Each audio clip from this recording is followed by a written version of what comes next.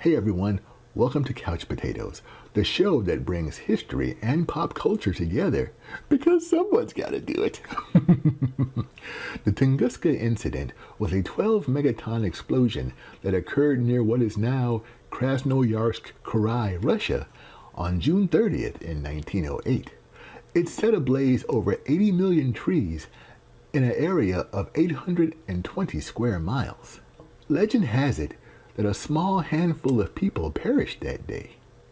In every generation since, there's been a ton of explanations as to what caused the horrific display, ranging from meteors falling from the sky to the more bizarre, like an alien attack or a downed UFO. Those buying into the meteorite theory believe that a 200-foot wide object traveled at 60,000 miles per hour before meeting its end. At such a high rate of speed, there should have been an impact crater, but none was ever found. On June 30th in 1908, Russian settlers in the hills of Lake Baikal saw a light in the sky. They say it was as bright as the sun itself. The light sped across the sky, leaving a trail over the horizon. In an instant, there was a flash, bringing with it a large cloud of dust and a blaze blanketing the ground beneath. The crackling timber sounded like a war zone. Witnesses say that the sound seemed to move across them and through them as if it had a mind of its own. Their words brought forth the UFO speculation. Then there was the shock wave, knocking the settlers off their feet. The force of the explosion traveled for hundreds of miles, smashing every window it came across. The rumbling was detected by seismic stations in Germany, Denmark, and the United Kingdom. Even Washington, D.C. in the United States got wind of it. Scientists say that it resembled an earthquake measuring at 5.0 on the Richter scale. For the next few days, the skies above Europe and Asia were all aglow, making it almost impossible to tell the difference between noon or midnight. A Siberian newspaper referred to Tunguska as an unusual natural occurrence. In the aftermath of that fateful day in 1908, close to 1,000 newspaper and magazine articles have been written about the explosion, based mostly on the opinions of witnesses uncertain of what they saw.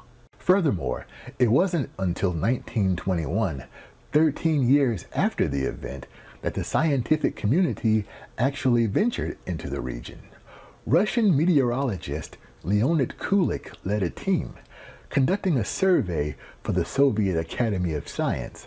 Although he never went to the impact area, his mission was to go around, interview some locals, and get as much hearsay as he could, then report back to the office. His interviews did have merit. Kulik convinced the Russian government to fund an expedition into the blast zone. However, as it turned out, the Soviets were more interested in salvaging meteoric iron, that is, assuming it had been a meteorite, and whether or not they could find any.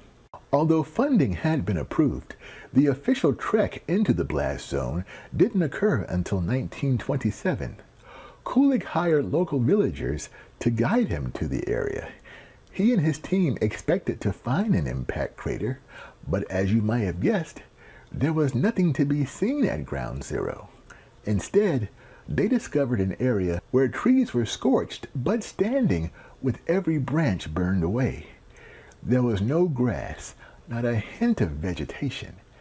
Everything had turned to ash. With the 1960s came the official announcement that the blast zone measured 820 square miles. To Kulik, there was no doubt in his mind that the sorrowful sight had been caused by a meteorite, but he lacked the equipment to test that theory. The coming decade saw a handful of visits to the area, examining pothole-sized indentations in the soil. Aerial photographs were taken, but Yevgeny Krenov, chairman of the USSR Meteorite Society, had them torched in 1975, supposedly to dispose of the flammable nitrate film. Copies were hidden away under lock and key. The Russian government was growing weary of the whole story. Were they trying to bury it?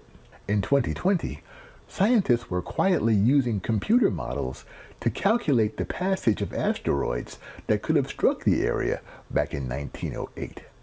But even as high-tech gadgets were brought into play, that fateful day still remains a mystery. However, there is another possibility.